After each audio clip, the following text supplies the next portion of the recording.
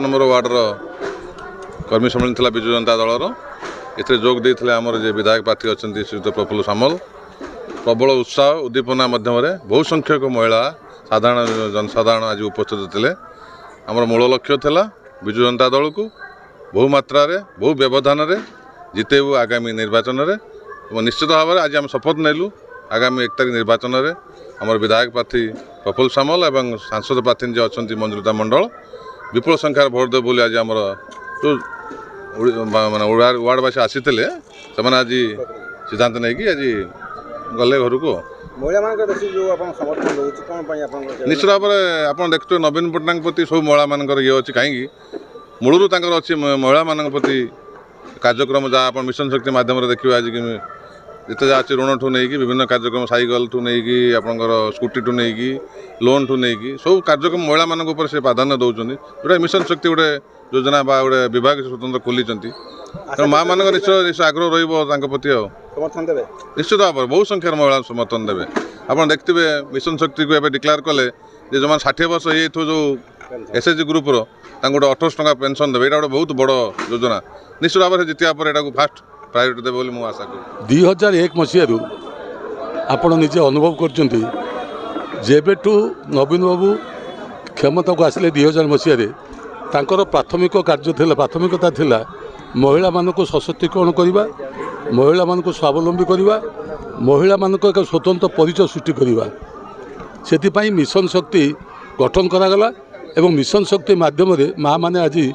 सशक्तिकरण होती 24 वर्ष भितर माँ को स्थिति कौन थी अतीत बर्तमान कौन अच्छी आम न कही माँ मैंने निजे उपलब्धि करूँ आज जेकोसी सभा हो देखुं माँ मान उपस्थान यथेष्ट अच्छी एवं माँ को सम्मान सहित आज तांकर जो स्वतंत्र परिचय ये केवल नवीन पट्टनायक कर माँ मैंने अनुभव कर तेणुक आम डाकिक आम जबरदस्त किसी प्रोत्साहन आम नुहे से निजे धन नहीं नवीन बाबू जो कौन विपद पड़े जेकोसी डाकरा देवे माँ मैंने निश्चित पहुँचे आउ गोटे कथा आप देखुवे पेंडेल उपरे जे माँ मानकर प्रतिनिधित्व केते आमर 2टा वार्डर से सम्मिलन गला 8-9 काउनसिलर होती महिला ये भी काउनसिलर होती महिला ता यू महिला मानू केते गुरुत्व दिखाऊँगी बर्तमान खाली उन्नयन कार्य नुहे शासन क्षमतार गुरुत्व दि जाए 52-50 भाग ऊर्ध्व माँ मैंने पीआरआई विभिन्न अनुष्ठान कौटी चेयरमैन कौटी वाइस चेयरमैन कौटी सरपंच कौटी समिति हवा सहित आज 33% माँ को बर्तमान नवीन बाबू पार्लियामेंट को पठे मनोनीत कर आशा कर 33% निश्चित भाव निर्वाचित होबे एवं ओडिशा रे उद्यम जारी रखिते से भाव में बहु संख्यार माँ मान को प्रतिनिधित्व करने एवं आम पार्लियामेंट बीजेडी तरफ सब दाबी आसला जे महिला संरक्षणटा को यथाशीघ्र कार्यकारी कर किंतु बीजेपी सरकार जानी शुणिकी आपको काल विलंब कर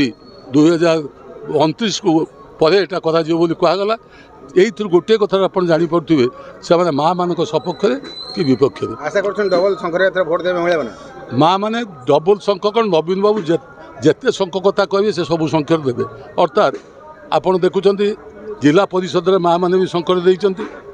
जेकोसी उपनिर्वाचन होती माँ मैंने भी संकर दौरान एवं विधानसभा दौरान पार्लियामेंट भी दौरान एवं आगामी दिन में जो 2024 जो निर्वाचन होगा जाऊँगी 17तम विधानसभा ता सहित पार्लियामेंट हाथ नवीन पट्टनायक को शक्तिशाली करने जो भाव में सी केन्द्र सहित लड़े करेंगे यही एमएलए एमपी को लेकिन से भाया शक्ति देवाई माँ मैंने संकल्पबद्ध से दृष्टि नवीन पट्टनायक द्वारा मनोनीत प्रार्थी को 1 तारिख दिन जो भोट हम से विधायक हो कि लोकसभा सदस्य हूँ निश्चित भोट दे निर्वाचित करेंगे ये संकल्प नहीं जार प्रमाण आज आप सभा समिति देखुं।